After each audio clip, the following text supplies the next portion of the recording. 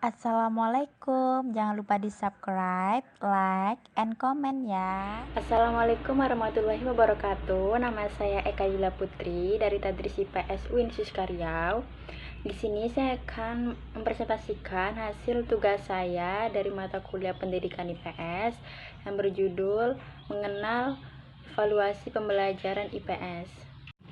Baiklah, di sini saya akan menjelaskan beberapa dari topik pembahasan. Tetapi sebelumnya saya akan menjelaskan tentang sedikit evaluasi, baru nanti ke pokok pembahasannya. Baik, yang pertama yaitu pengertian evaluasi. Evaluasi ini memiliki beberapa istilah tetapi sering salah diartikan dalam kegiatan evaluasi, penilaian, pengukuran, dan tes. Dalam Undang-Undang Nomor 20 Tahun 2003 tentang Sistem Pendidikan Nasional Bab 1 Pasal 1 Ayat 2 dijelaskan bahwa evaluasi pendidikan adalah kegiatan pengendalian, penjaminan, dan penetapan mutu pendidikan terhadap berbagai komponen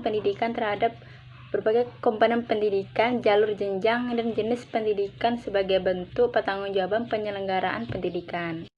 Selanjutnya, di dalam evaluasi ini memiliki tujuan dan fungsi. Salah satunya yang pertama yaitu tujuan. Tujuan dari evaluasi pembelajaran adalah untuk mengetahui efektivitas proses pembelajaran yang telah dilaksanakan.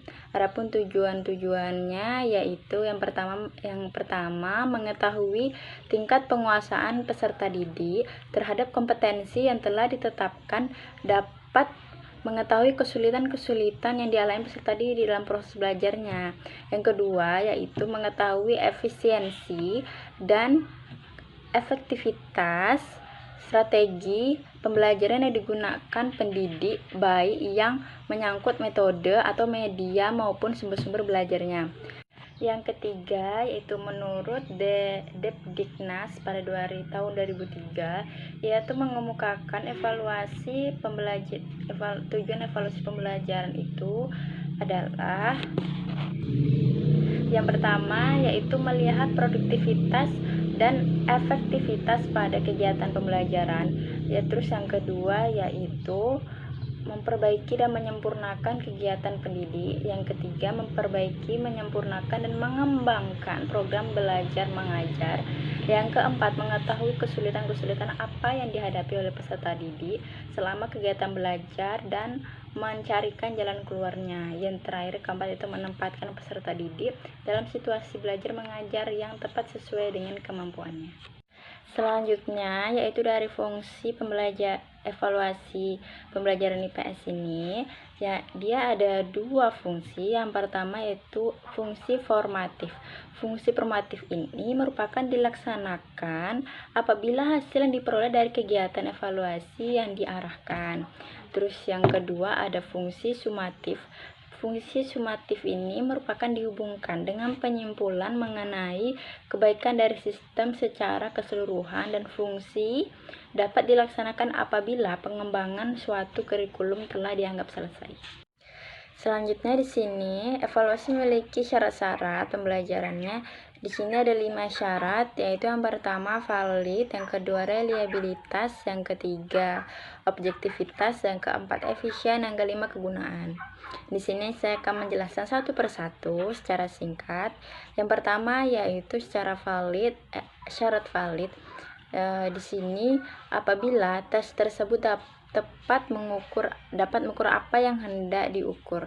Contohnya itu seperti partisipasi peserta didik dalam proses belajar mengajar bukan diukur melalui nilai yang diperoleh pada saat dia ulangan, tetapi dinilai pada saat kehadiran. Yang kedua yaitu syaratnya reliabilitas. Reliabilitas ini dikatakan dapat dipercaya jika memberikan hasil yang tepat apabila diteskan kembali atau berulang kali. Contohnya berupa pemberian pertanyaan secara lisan ataupun tanya jawab pada saat proses belajar mengajar. Terus itu yang ketiga yaitu objektivitas. Di sini apabila dalam melaksanakan tes itu tidak ada faktor subjektif yang mempengaruhi hal ini, terutama terjadi pada sistem scoringnya atau skor atau nilai. Nomor 4 ya Syarat yang keempatnya yaitu efisien. Efisien ini yang lebih tinggi apabila tes tersebut bersifat praktis dan mudah pengadministrasiannya. Dia contohnya tuh dalam pembuatan soal dapat dibuat kisi-kisi terlebih dahulu, soal yang telah disesuaikan dengan apa yang telah diajarkan, penskorannya jelas dan bentuk tesnya tertulis ataupun lisan. Yang terakhir 5, kegunaannya dapat diartikan bahwa di pelaksanaan tes itu tersebut tidak membutuhkan tepat sasaran dalam hal ini untuk mengetahui hasil belajar secara keseluruhan. Contohnya itu seperti tes formatif. Di sini ada juga jenis-jenis evaluasi pembelajaran. Dia memiliki 5 jenis-jenis, yaitu yang pertama jenis evaluasi diagnostik. Evaluasi ini dia lebih ditujukan untuk menelaah kelemahan-kelemahan pada peserta didiknya. Yang kedua yaitu evaluasi selektif, adalah evaluasi yang digunakan untuk memilih peserta didik yang paling tepat sesuai dengan kriteria program kegiatan tertentu, kegiatan pembelajaran. Terus yang ketiga itu evaluasi penempatan, yaitu evaluasi yang digunakan untuk menempatkan peserta didik dalam program pendidikan tertentu sesuai dengan karakteristik peserta didiknya. Yang keempat yaitu evaluasi formatif, yaitu evaluasi yang dilaksanakan untuk memperbaiki dan meningkatkan proses belajar mengajar. Yang kelima yaitu evaluasi sumatif, yaitu yang dilakukan untuk menentukan hasil dan kemajuan peserta didiknya. Baiklah, sekarang kita menuju ke pokok pembahasan, yaitu yang pertama prinsip-prinsip dalam pembelajaran IPS. Di sini ada beberapa prinsip-prinsip, ada 8 ya. Yang pertama yaitu syahih. Syahih ini berarti penilaian didasarkan pada data yang mencerminkan kemampuan yang diukur. Yang kedua yaitu objektif, berarti penilaian didasarkan pada prosedur dan kriteria yang jelas, tidak dipengaruhi subjektivitas dalam penilaian.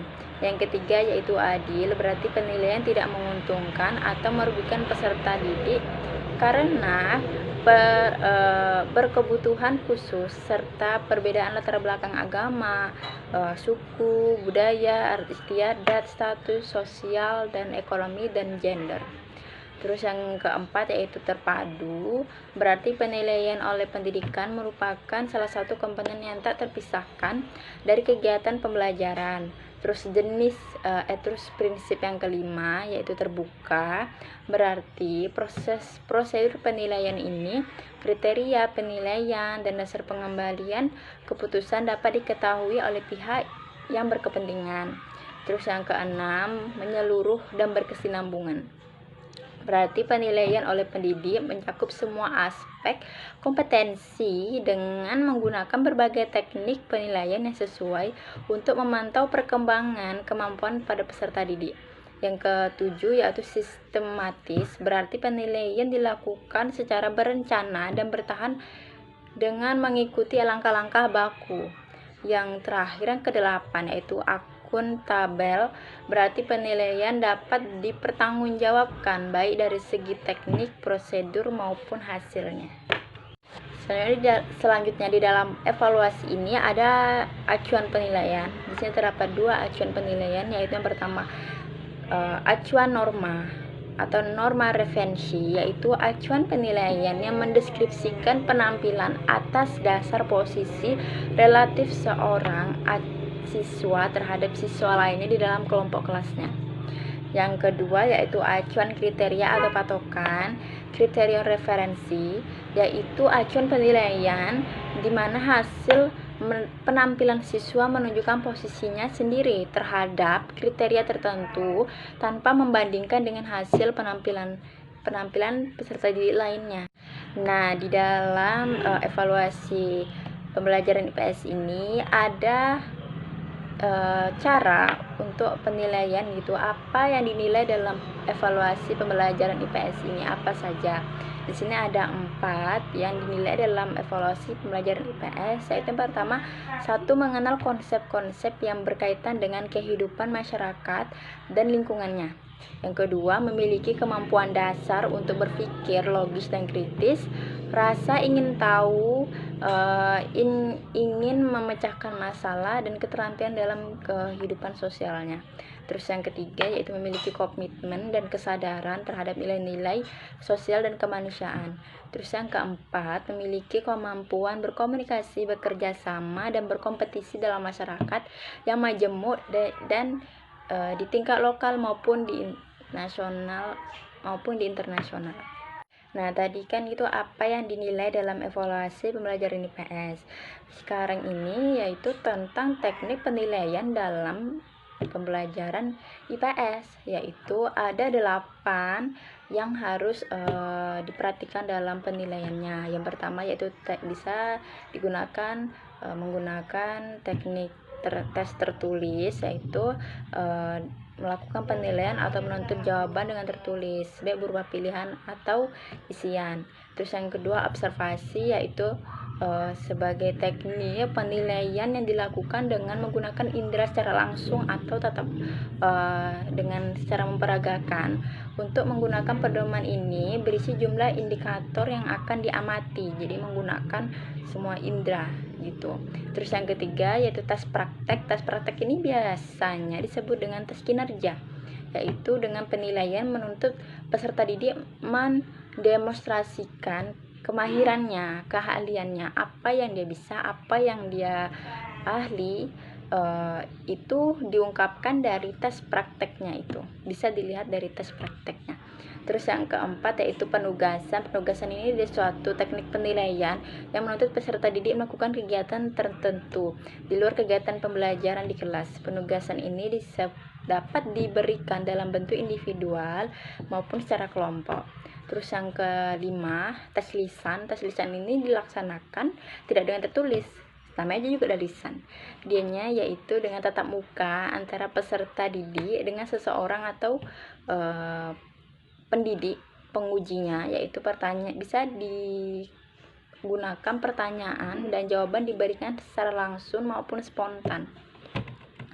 Terus yang keenam yaitu penilaian portofolio. Emang asing sih ya, portofolio ini penilaian yang dilakukan dengan cara menilai portofolio peserta didik. Portofolio ini adalah kumpulan karya-karya peserta didik dalam bidang tertentu yang diorganisasikan untuk mengetahui minat, perkembangan, prestasi, atau aktivitas peserta didik dalam kurun waktu tertentunya atau kreativitasnya. Jadi dalam portofolio ini dia bisa dapat nilai dari perkembangannya, bagaimana dapat mengungkapkan apa yang sudah diajarkan itu dari minat bakatnya, kreativitasnya. Terus yang ketujuh, jurnal. Jurnal ini sudah seperti jadi mahasiswa ya. Ini merupakan catatan pendidik selama proses pembelajaran yang berisi informasi kekuatan dan kelemahan peserta didik yang berkaitan dengan kinerja ataupun sikap peserta didik yang dipaparkan secara deskriptif. Terus yang terakhir, yang ke-8 yaitu penilaian diri. Penilaian diri ini merupakan teknik penilaian dengan cara meminta peserta didik untuk mengemukakan kelebihan dan kekurangan dirinya berkaitan dengan kompetensi yang menjadi tujuan pembelajaran. Jadi dalam penilaian diri ini si pendidik dapat mengetahui apa saja kelebihan dan kekurangannya dan dapat mengajarkan, menuntun apa yang harus dituntun untuk peserta didik tersebut. Baiklah, itu hasil presentasi saya tentang tugas saya mengenal evaluasi pembelajaran IPS, dari pengertian IPS-nya sampai inti dari evaluasi pembelajaran IPS ini. Baiklah, saya tutup. Jika ada kesalahan atau kekurangan, saya mohon maaf. Wabillahi taufiq wal hidayah. Wassalamualaikum warahmatullahi wabarakatuh.